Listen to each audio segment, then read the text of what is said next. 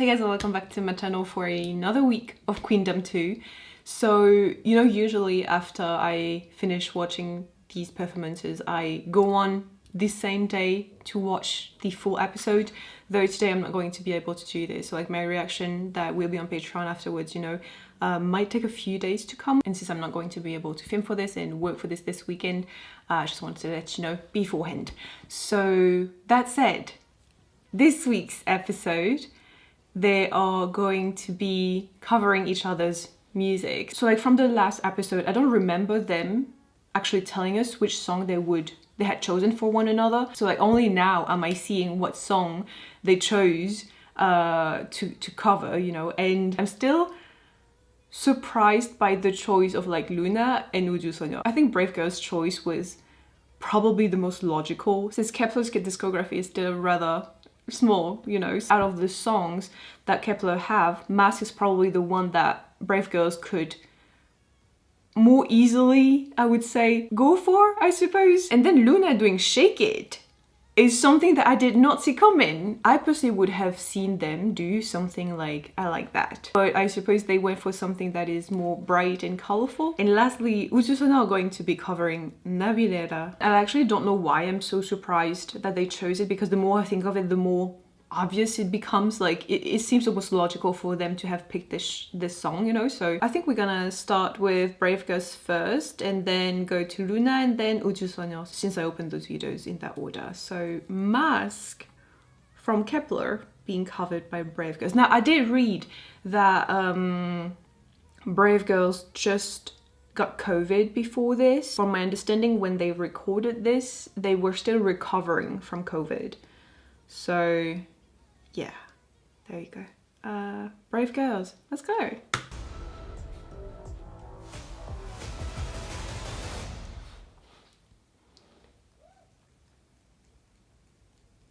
Right, so you guys told me that last week Luna performed on this stage with this setup. Okay. Okay.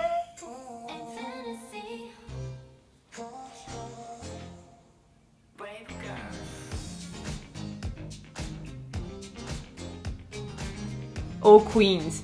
All queens.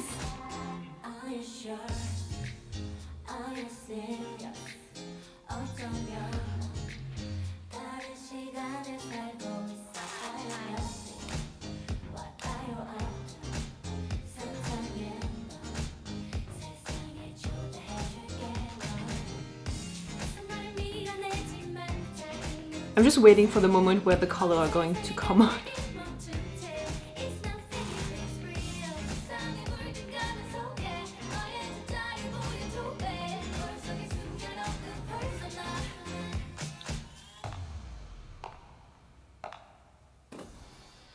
Colors. No?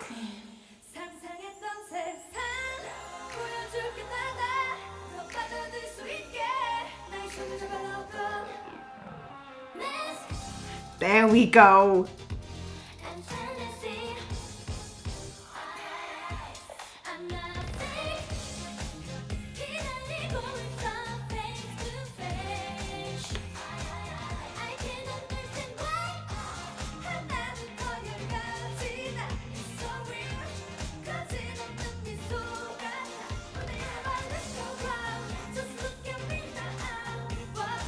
This is such like a different take on the original one. Like this is giving me Casino.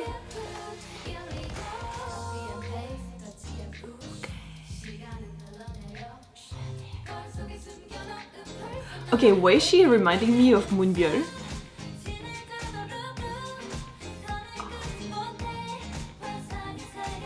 Yes!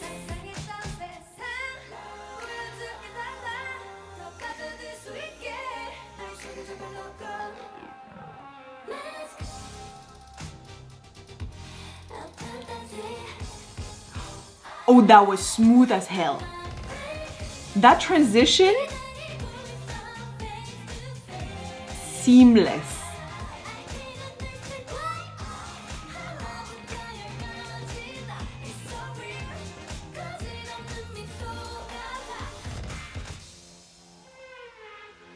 Oh, so they were thieves.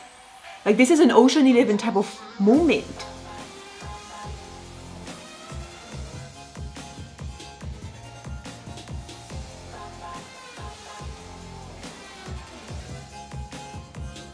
Now.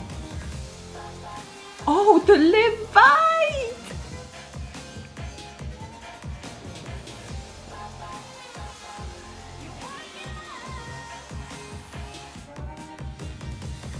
Now, they didn't come to play this round.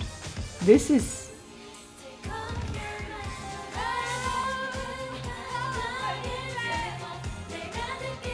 This is a heist.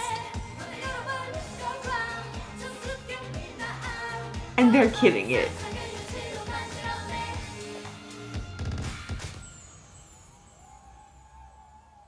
Yes!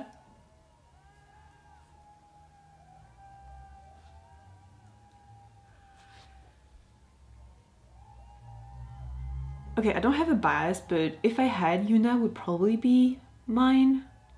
I don't know. Like...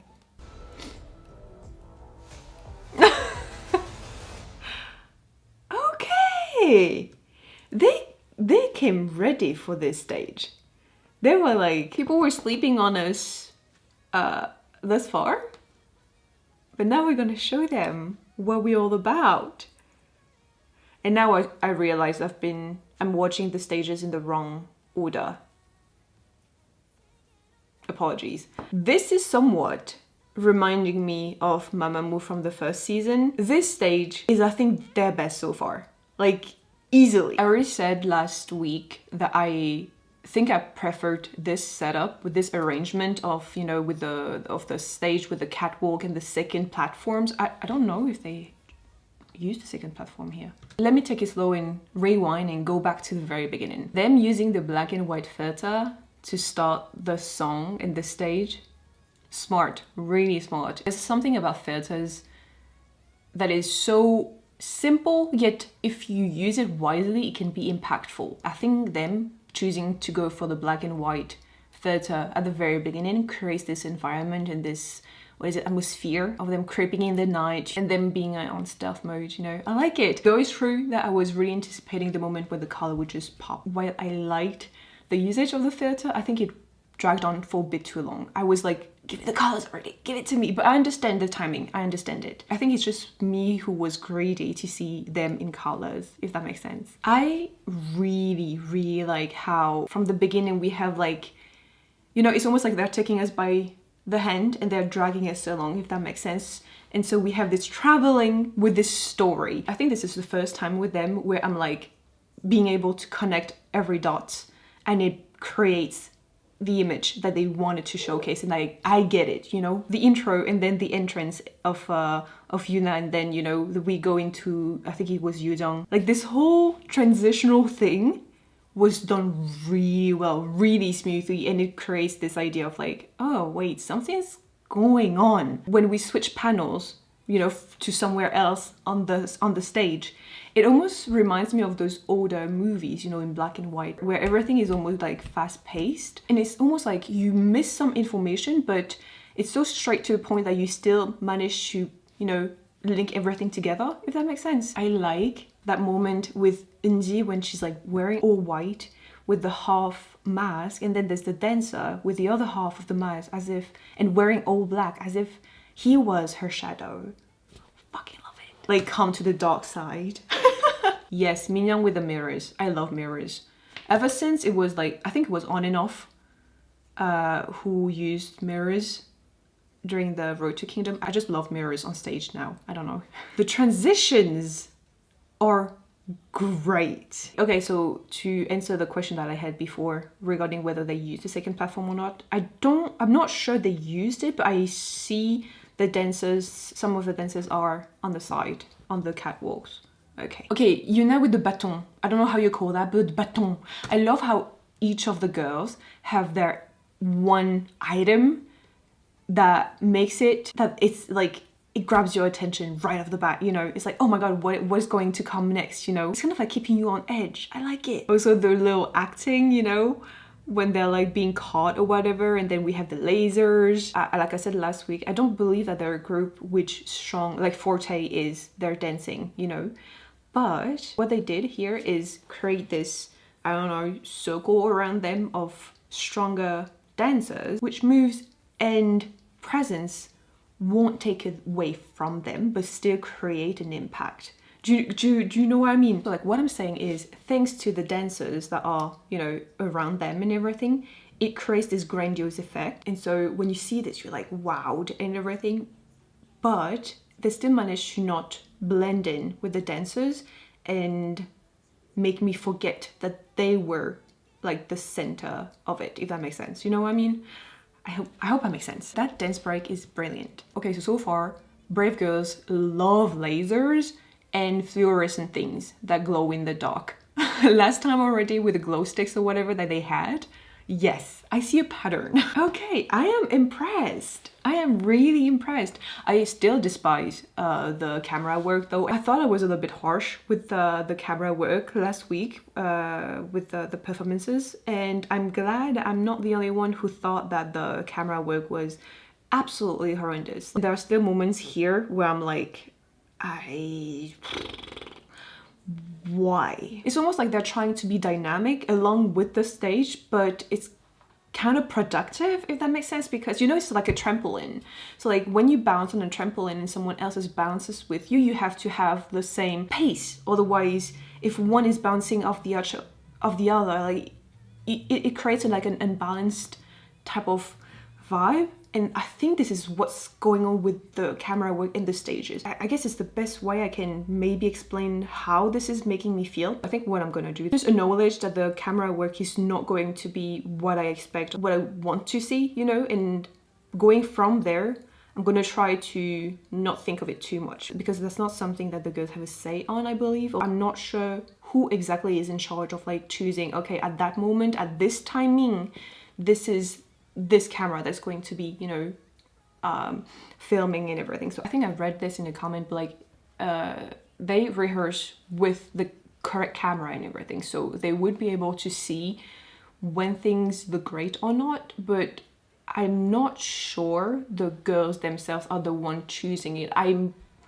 wonder if it's not the choreographer that is coordinating all of this with the people that are working camera, lights and everything. Positive that it's the group's member who are coming up with all of this. I could be wrong. This is the assumption that I have based on the information that I have. Again, I'm gonna use my 3 criteria type of judging system, which consists of like the concept, the remix, and the stage. So for this one, the concept, you know, the whole Ocean 11 heist with the jewelry and everything, right? That I really, really like. So I'm gonna give it like a 5 out of 5. The remix, I really like it actually. The original song is something that was a little bit more like club vibes. This one, like I said, gives me more not cabaret, what is it, casino type of vibe. I really like it. So I think I mean, I really like the original too, so, but I love how different the song remastering is, you know. So I think I'm gonna give it a 4 as of now, because it might grow on me still. The stage, I really liked it too. I think I'm gonna go on a basis that it will grow on me, so I'm not going to rank it that high just yet, you know, so that I can leave some room for it to grow on me after a while. So I think I'm gonna give it like a 4.5 right now, because they really impressed me, like, and they're singing live. Like Minyoung is like doing the most, like shit, like they're good live. So okay, there we go. This is for Brave girls. Like they really impressed me this stage. Okay, next one we have Luna with Shake It. Shake It, I freaking love this song. I wonder how they're gonna change it. From the teaser video, I think it looked so bright. Like they were in a diner? Is that how you call it? Like a diner, I think. Without any further ado, let's go. I love Shake It. Like another iconic song, seriously. Maybe that's why they also chose this song.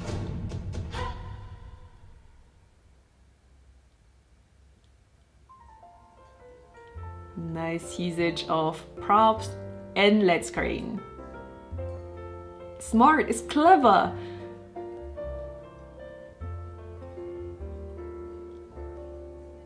Oh, they could have given the dancers some glasses though. Come on.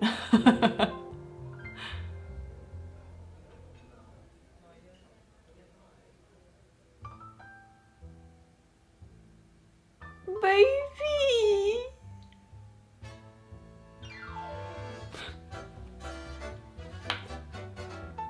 Oh!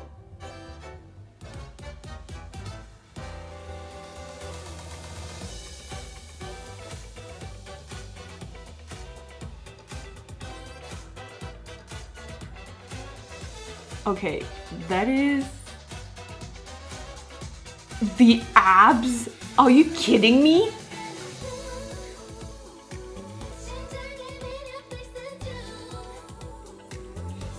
This is giving me grease.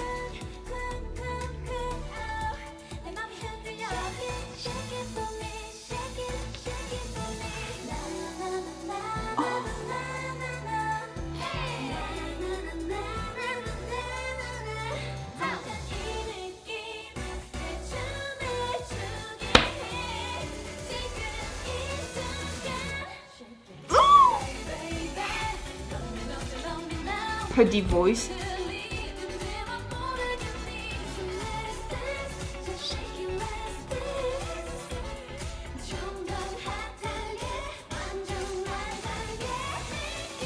Oh my lord!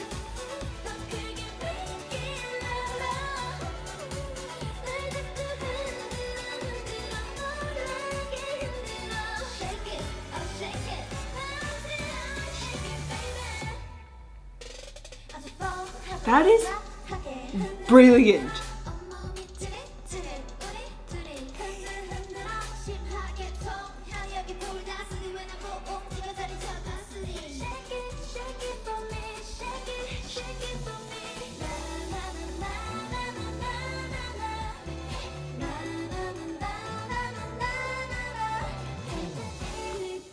I was sure we were gonna see what is it? How do you call these? A glow up.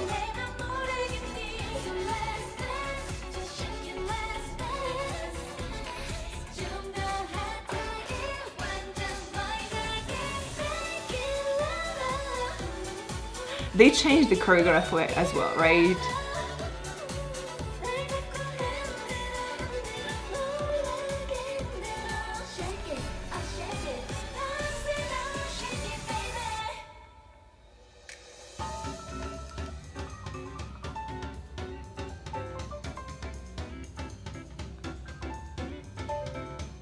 Oh my god, that is so freaking cool. Are you kidding me?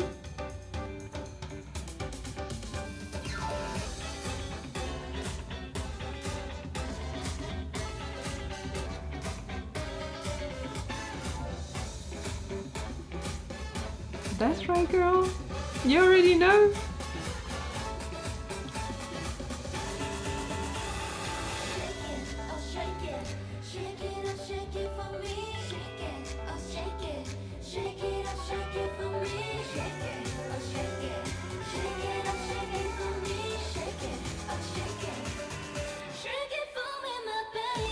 Did you hear that?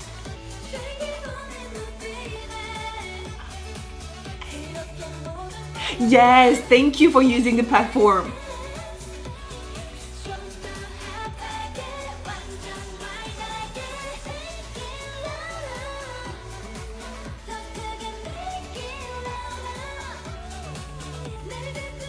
Oh, that's the original choreography.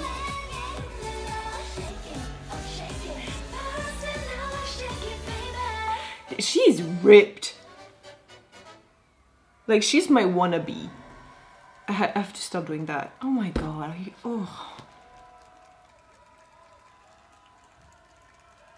She looks so good.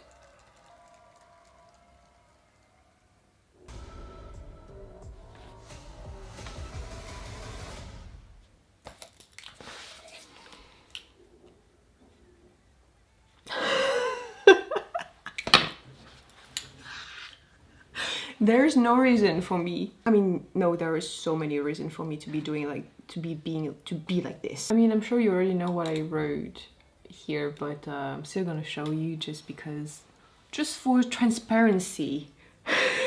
This was by far one of the most fun stage I've seen in a while. It was simply like tricking your eyes into thinking that there were different multiple layers, multiple like areas and everything. Most of the stage happened on the main stage. Very little happened on the second platform and the catwalks, and yet it almost like they tricked my mind into thinking that they were everywhere at the same time, because it was so dynamic that it didn't feel static. It didn't feel boring. I think it was the perfect example of a stage where they chose to focus on one part of that setup that they were being given, but to make the most out of it. Also, again, the fact that there is like a period of time right before the song starts when they are setting up the environment for us makes it so much more believable. Like basically for me to get into the whole mood of the environment and everything, like I feel like the concept has to creep in slowly first for me to soak in it, if that makes sense. Do you know what I mean? Like I really like the lead up to the actual start of the song, because yeah, it makes me immersed in it and I really like it. Like I said, it makes it so much more like realistic and believable. Also, I cannot believe that the dude was like, you have Eva there, and I mean, no shade to the other girls, but I would go for Eva, obviously. Also, you're telling me that them wearing those outfits, like more modest and everything, they're supposedly not attractive? Are you kidding me? I guess when I say believable is like in the environment, the concept is believable, but them being unattractive, no.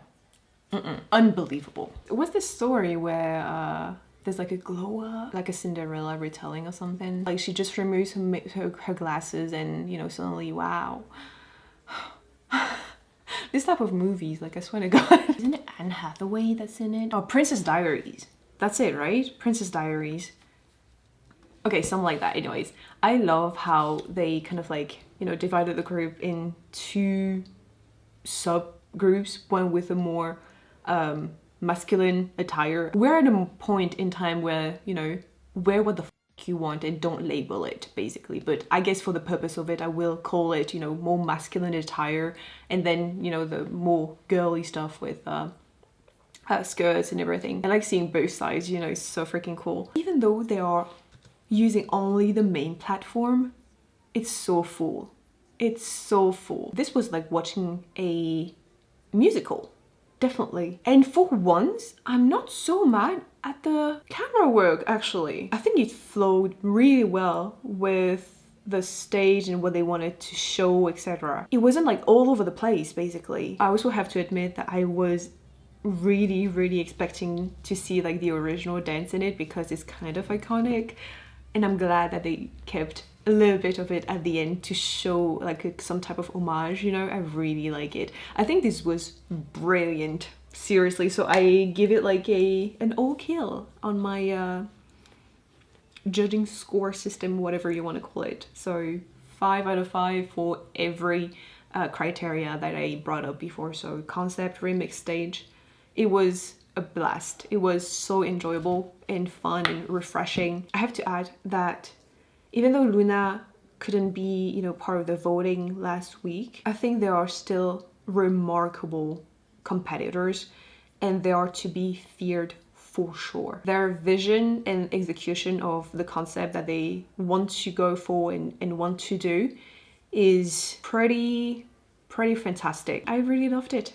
Like, there's nothing else to say, so I think I'm gonna move on to Ujusono now. Again, I don't know why I was so surprised to see them going for this, because it really just makes so much sense. Nabidera is actually like a song that I could potentially see Ujusono do. Like, it has this very almost fairy tale type of feel to it, and I think Ujusono do very well with anything that is otherworldly and well, their names is Cosmic Girl, so it makes sense. But yeah, very fairy tale-esque, like they showed last time already. And I think if they keep on going with this whole ethereal aesthetic, you know, I might really fall for them like even harder. So yeah, without any further ado, let's go.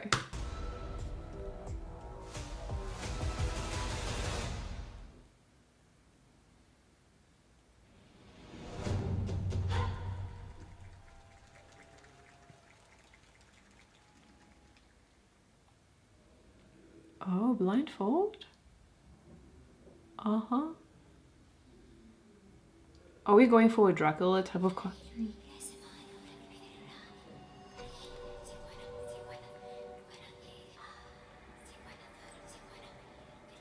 Is she being controlled? That is so cool.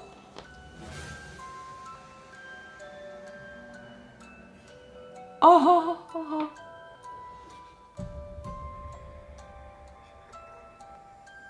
Oh, that's cool as fuck. Doesn't it look like the last supper dinner? How'd you call it?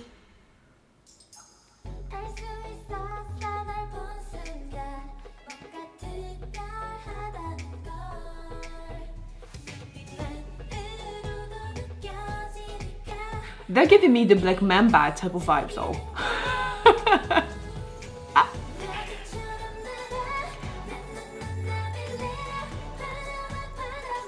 I like that they kept the butterflies.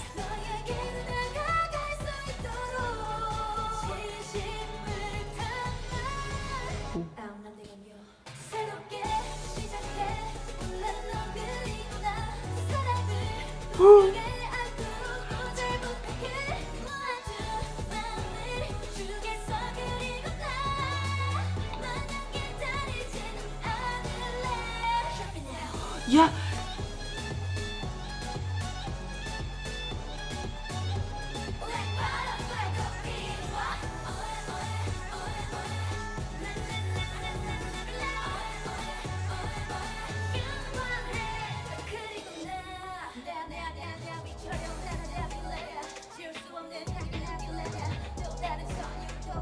This is just like a completely different song.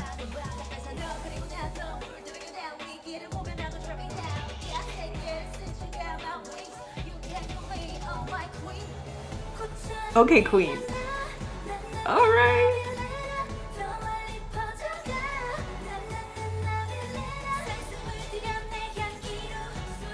This is a whole completely different song.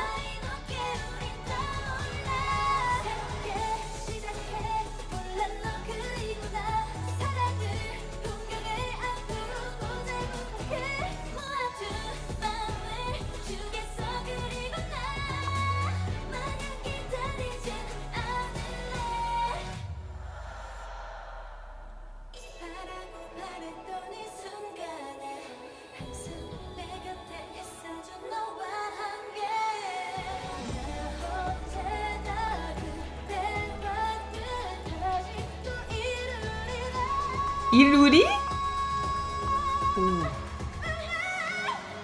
Thought she was done.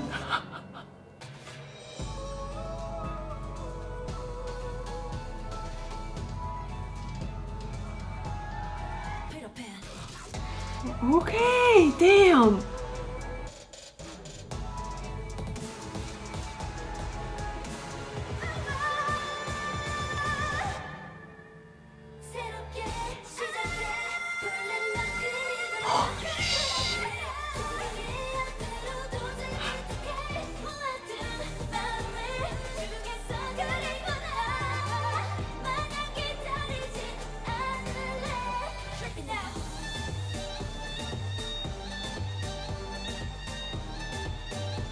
This is like Nabilera's like evil sister.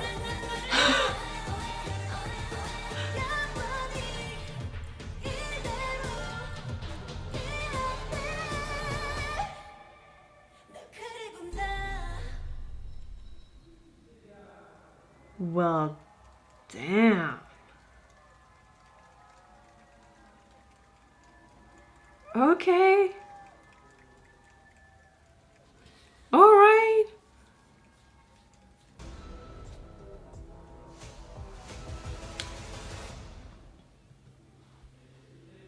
out of the 3 remixes that we've had so far, this is probably the one that changed the most compared to the original, isn't it? Apart from the first time the chorus dropped and the second time, I think the rest of the song is almost unrecognizable. I'm sorry, I don't know if you can hear outside, but it's actually like my neighbor from upstairs that is speaking with my dad. I'm positive of it, in the corridor, and it echoes down to here, and my dad is gonna hear from me. That is TMI, but if you guys don't know, like, I live still with my parents and I have like my recording studio here, a floor down, but like my apartment complex is like very old, and so everything echoes and the walls are like very thin, so you can hear a lot. Okay, so I'm gonna try to not focus on the noise that is outside and focus back on this. Like I said, remix wise, this was the most different out of the 3 that I've heard, but I'm not sure I like the Latin type of mix, or I don't know if it's like a more Spanish or Latin twist that they had for that part of the song, but I'm not sure I like it. I liked being surprised by it because I did not expect it, but I'm not sure I like it in the song. Last time already with that concept, I was like, oh my god, I freaking love it. Like, execution wise, it was near perfection, like I said, but the only reason why I didn't give it like a full score was because I did not understand it. Here I feel like I understand it slightly better, but I don't understand the storyline. So far with Utsusana, it's kind of like this close to always giving them like a really like a perfect score, but because this like either on my side or on their side, I don't know, but like there's always something that I don't quite get, and that little thing makes it that I'm not able to give them that full score that I want to give them, if that makes sense. So like I understand the very first part when Unsol and Sora, I think at the beginning they were like controlling each other like marionette type of thing in a trance, etc. I understand that part, but the rest I don't understand, and that's a shame because I feel like there is a story here, but I'm just not able to understand it. So for that reason, I think the concept, I'm gonna give it a 4 because I just don't understand it.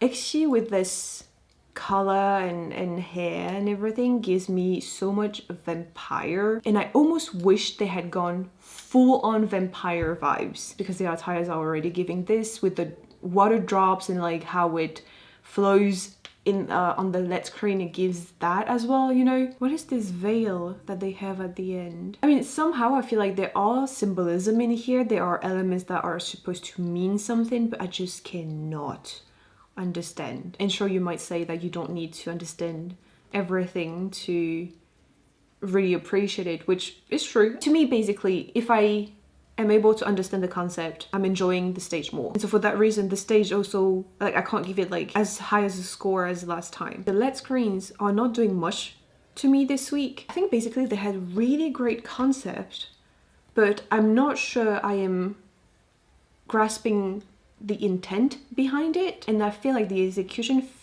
falls a bit short compared to last week. Stage, I'm going to give it like a 3.5.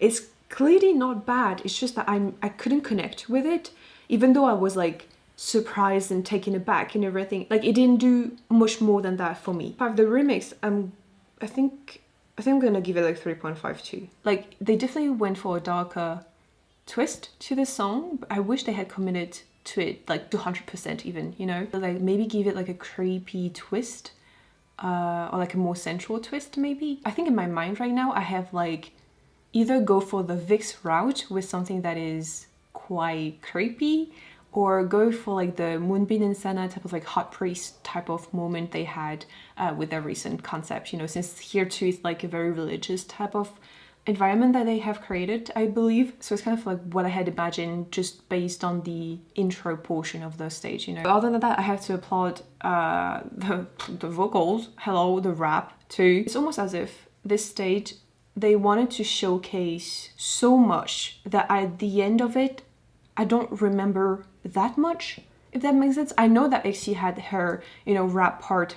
I know that Yorum had her dance part, and we had like the high notes at the end and everything, but it almost felt like there were different panels cut inside the song rather than feeling like it was a flowy song, if that makes sense. I don't know if you understand what I mean, but it's kind of like how I feel right now.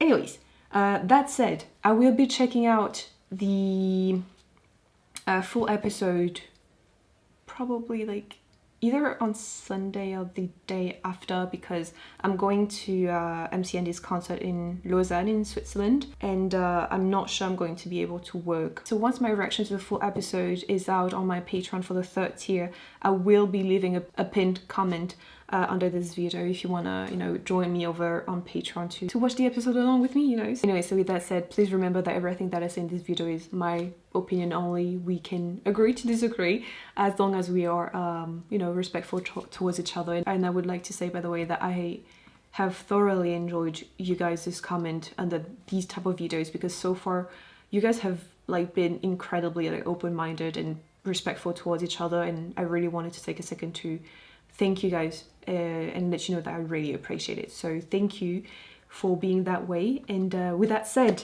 I am going to wrap this video up here. Thank you so much for watching. I hope you enjoyed. Don't forget to subscribe to my channel, and I will see you in the next one.